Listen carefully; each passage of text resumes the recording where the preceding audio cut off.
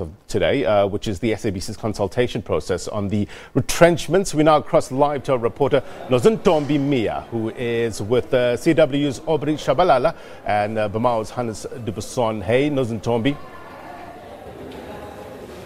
Hi, Blaine. Thank you so much, and a very good morning to you. Yes, we do know that the consultation process between organised labour, SABC management, as well as a facilitator from the CW will be beginning quite shortly, around 10 o'clock. This really will kick off the starting process or the beginning process of the consultation process. The SABC has indicated, SABC management has indicated that they want to invoke Section 189 of the Labour Relations Act, and this then opens up the path for the issue of retrenchments. SABC has indicated they want to retrench 981 permanent staff members, as well as around 1,200 freelance contract workers. And to talk to us a little bit more about some of the expectations out of the consultation process that's expected to happen later this morning, we've got CW. Let's start with you, Aubrey. Aubrey, last week, organised labour went on a lunchtime picket outside the SABC. Give us a quick recap of what your demands were. Well, thanks for asking that question, and good morning to viewers. The action was basically demanding primarily the reversal of Section 189. In other words, SABC must stop with the process of engagement retrenchment. But we also requested that SABC must speed up the process in terms of us moving forward to the digitalization, which will talk to a number of issues, reskilling of labor, but also opening up other avenues for new employment. We've also requested that SABC must give us a platform together with a shareholder, which is government, so that we can be able to look at a turnaround strategy broadly, including the human resource audit, which will call for independent auditors to look into that, and a number of other issues. So, in bottom line, we are saying as labor, there's nothing wrong with the turnaround strategy. There's everything wrong when the turnaround strategy is not inclusive, is not considering all other factors that relates to SABC weakening in terms of finances. And you've given the SABC 7 days to respond to your demands. What is the way forward if by Friday this week the SABC does not respond positively to your demands? Well, if it does not respond positively to our demands, it gives us no option. Our back is against the wall. Workers are about to be retrenched in a country where 9.2 million is unemployed, and 55% of that 9.2 is youth. And basically the trade union must fight back. But we must also remind SABC management that this is not their private institution. This is a public sector institution.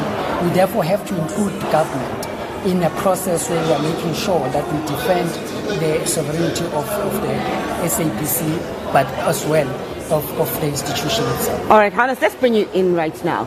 981 permanent staff members to face the chop, 1,200 freelance contract workers. You have had some concern with getting the necessary documents from SABC management in the lead up to this consultation process. Take us through that. Yes, in the previous meeting, the one where we raised our concerns about the defective Section 189 notice, the CEO made certain undertakings, and the audio clip is available. We can make it available. He said categorically a few things. The one, he said that by next Wednesday, that following Wednesday of that meeting, we would have all of the information that we need. We've not received that single piece of information.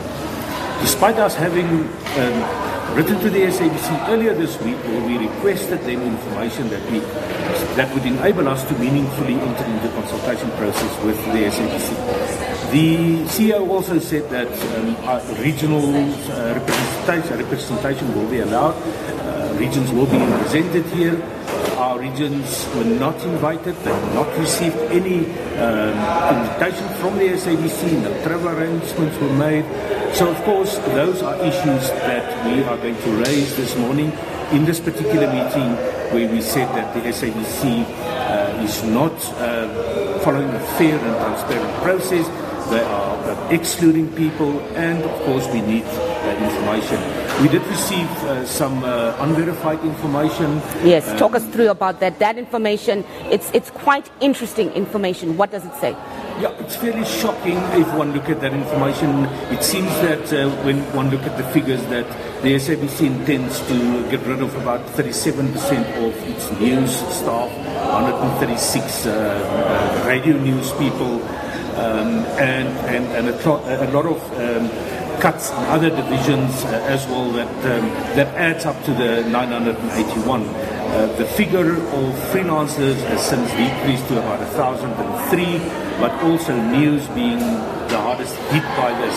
Now, if one look at, for instance, those figures, then and you speak to the people on shop floor level, the people at news, they will tell you that they are understaffed. We don't have journalists, we don't have people that can go out and collect news. People that are doing sales at commercial enterprises, those are people that must go out and sell advertising, airtime to the SABC. Some of those people were also targeted in this process. All right, thanks, Hannes, about that. That's quite shocking.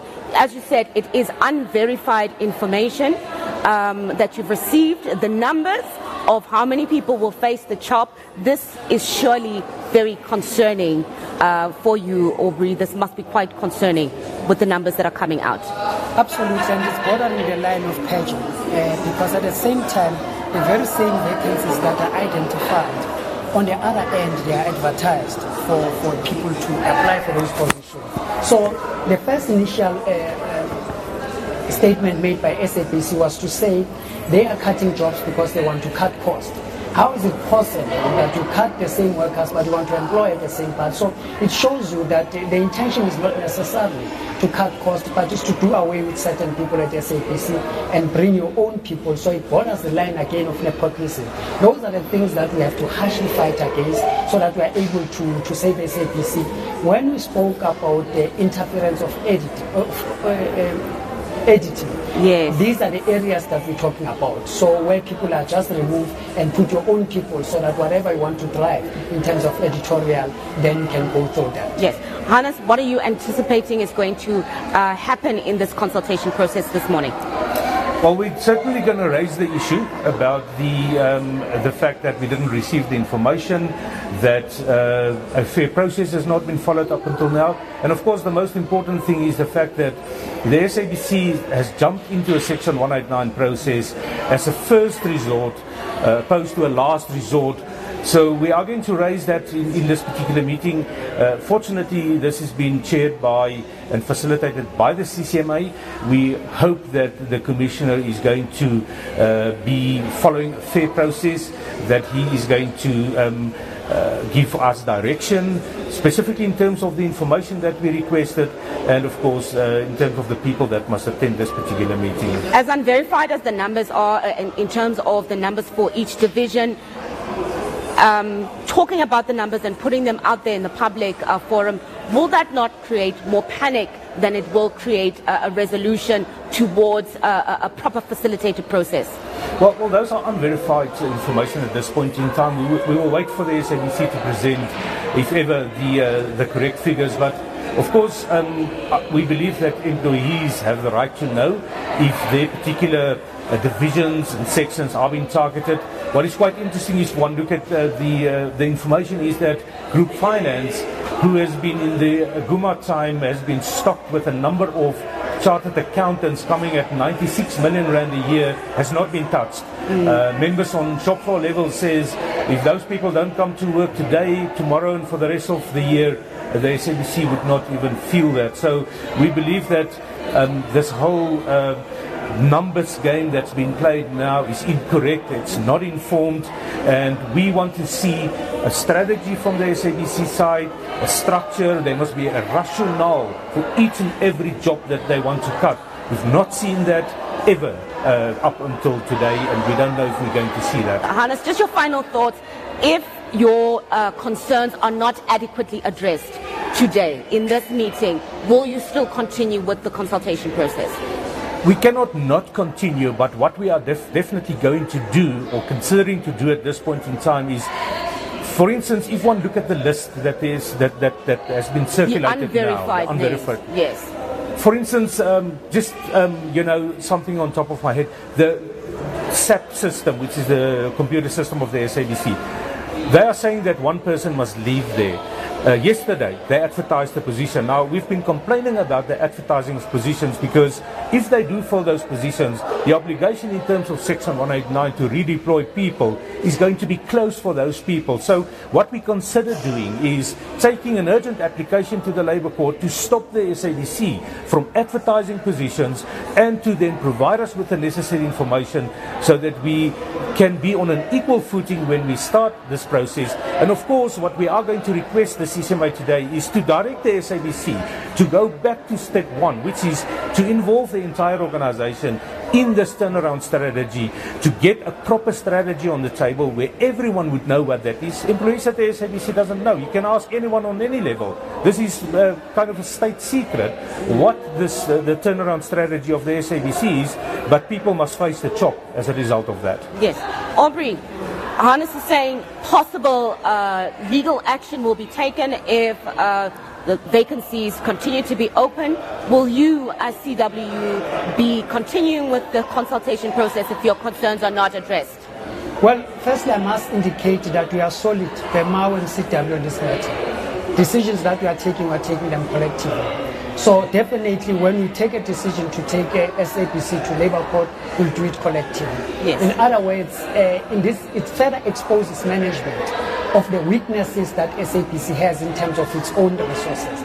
Look, we have a number of people that have been on suspension for over a year or two at SABC being paid, wasteful expenditure, nothing has been done about it, but we still come back and say we have a high bill, salary bill. So it's a clear indication that we need to look at the management, because even if you bail out SABC today, with the current structure of management, that man will just go into the pocket with the bottomless, and the obvious will die.